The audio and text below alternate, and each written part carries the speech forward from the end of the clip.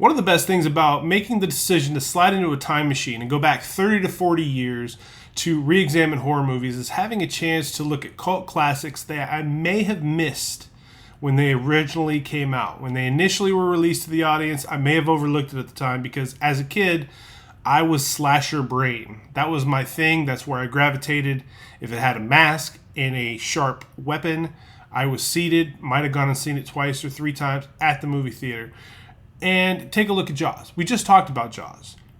Classic, not just a cult classic. Classic by every definition of the word. I shunned it as a child. I gave it another chance for the purposes of this channel. And it's a banger. It's a home run. It's a fantastic horror film. But then we wound up landing on tonight's cult classic, 1990s Nightbreed. And when I think of this movie, I don't see Craig Sheffer. I think it's Sheffer, not Schaefer. I don't see Craig as the guy to lead a movie. I never have. And you can miss me with that program talk. That movie exists specifically for Christy Swanson. Latimer was great in it. I enjoyed Mac. James Caan was tremendous. That is not a Craig Sheffer movie. But that's a discussion for another time. Let's give 1990s Nightbreed a chance here in 2025, shall we?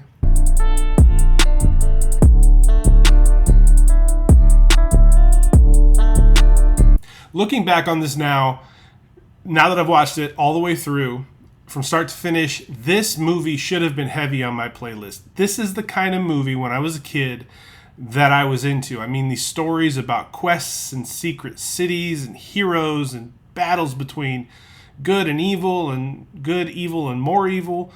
Those were heavy on my playlist when I was a young man. And I think of Willow, I think of Legend, The Never-Ending Story to a terrifying extent, Krull. That list just goes on, it goes on, it goes on. And I felt like that's what we were trying with this movie as I watched through it. But fucking hell, man. Of course, this is a Clive Barker film. I don't know how I didn't remember that before I hit the play button. And between you and I, in my twilight years, I hope to spearhead a documentary on what happened to this guy when he was a child to bring him to give us these perversions that he not only penned, but he put up on the silver screen. Now, don't get me wrong. He's talented. Eons more successful than I will ever hope to be. I understand that. But when I watch all these characters running around with the skin peeled away and mouths on their stomachs and they've got quills shooting out of their faces, I mean, can you just imagine the stuff that the studios probably said no to with this guy?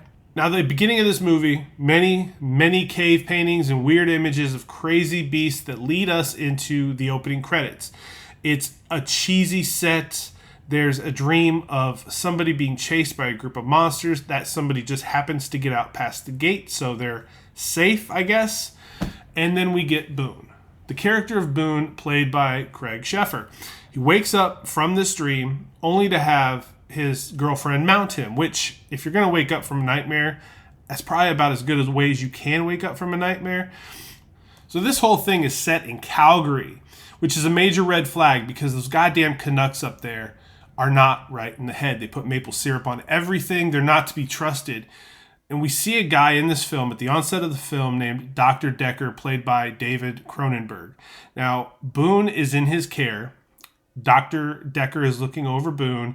He's got a need right after this nightmare to see Boone right away. Who knows, right? But then we get to something a little bit interesting in the film, and it happens early on. So there's hope here. There's hope that they're going to go in a direction that can make this an enjoyable horror film. We get to a man and a woman, just a standard-looking family, man, woman, little boy getting put to bed upstairs. Pretty picture-perfect Americana, all before a man in a mask that is goddamn terrifying, I must say, enters the home, kills the husband, kills the wife, and then menacingly stalks upstairs towards the boy who's looking on at all this carnage happening downstairs in his home. If you've seen The Collector, good for you, you should. But if you've seen that movie, that's what this mask reminds me of. Very funky looking, like buttons for eyes. Really crazy, really great looking stuff. And a serial killer that makes it feel like we're going to have something that we can sink our teeth into. I didn't like the idea that this guy was going to kill that kid. I'm a little bit of a wimp about that sort of thing. But it felt like we had a pretty intriguing direction to go in with this film at this point. Little did I know the turns we were about to take. The crux of the story here is that Boone is plagued by dreams of this city that is called Midian. And in this city, it's basically where all these monsters or people that have had really tragic things happen to them, they exist within these city walls. They call themselves the Nightbreed, which is kind of a dope name if we're being honest. But Dr. Decker, in caring for Boone, has heard all about this city. And not only this, but he listens intently to the recollections of being in the city, as long as all of these killings that he's saying Boone is seeing in his sleep. Now, the worst kept secret of the movie, one of the worst kept secrets of the movie, is that this doctor, this dopey looking doctor, is actually an evil bastard. And he's in fact the serial killer with the badass mask that we all like, or at least I really enjoyed it. And during their sessions, Dr. Decker manages to convince Boone that he's the guy, that Boone is the guy responsible for all of the murders that are in the news, when in fact it's Dr. Decker in his badass mask doing all the slaying. Because of this, Boone feels like he's evil. He feels like he's meant to be in this city of monsters, and that draws him closer and closer to Midian, or trying to find out if Midian is a real thing or a real place. And in doing so, piques the interest of Dr. Decker because he's an equal opportunity serial killer. He'll kill the living, he'll kill the dead, and he's damn sure going to try to kill the Nightbreed. Now, the meds that Boone winds up getting from the doc, whatever it wound up being, it just knocks this dude goofy. He's stumbling around. He does manage to make his date with his girlfriend. She's singing at a local club, and Boone makes it in there. And the best part of this movie, or the most entertaining part of this movie, in my opinion, was watching that girl sing on stage, because I've never seen somebody doing something that they love and looking so pissed off while they're doing it all at the same time. Like, watch this movie and look at her face when she's singing. As a significant other, I'd have checked out right then. It ain't worth it, Boone. No matter what happens to you in the rest of this film, you got to steer clear of that woman. But she looks ferocious. Her name is Lori. And immediately, to me, she's the scariest thing in the film. Now, in no way, shape, or form are we going to really blow by blow dissect this movie. But I can tell you that the two leads in the film, Boone and Dr. Decker, they wind up becoming obsessed with this city. Boone does everything he can to get to it. Dr. Decker does everything he can to make sure that Boone gets to it. And in doing so, tails Boone just enough to where he can find out exactly where he needs to go to start a little bit of carnage of his own. Boone winds up finding Midian.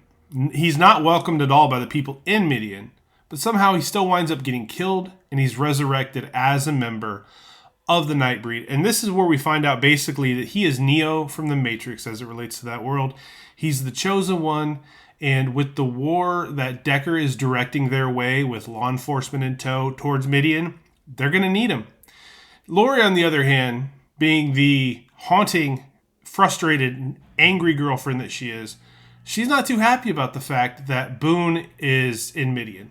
I mean, she wants her boyfriend back, and she is more than willing to fight for him. Now, she has some close calls with Dr. Decker wearing that button-eyed serial killer mask of his, and at the end of the film, Lori is more determined than ever to become a member of the Nightbreed herself, just so her and Boone can live happily ever after. Now, this is the part that might piss people off, and that's okay. Opinions are opinions. This movie is a 2 out of 10 for me, and that's kind of generous. I really had a hard time watching this movie. Maybe this is the thing for anyone that feels like a social outcast. They can relate to this story about a mythical place that accepts anybody in society, and I can get on board with that. I think everybody should feel like they have a place in the world. But for me, I really had to watch this movie in increments, because by the 5th time, I audibly, loudly said, "What the f***?" I just had to shut it off. And it really, I watched 41 minutes, turned it off. A couple nights later, I watched 18 minutes. I shut it off. And then at some point, a night or two later, I finally finished it. Somebody help me understand this movie. And I mean that.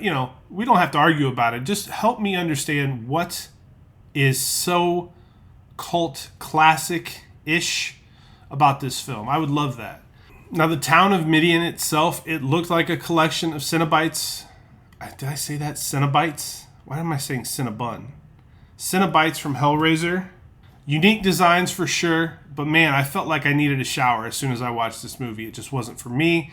I know there's a director's cut out there that's supposed to be better, and I really don't know what version of this is that I watched.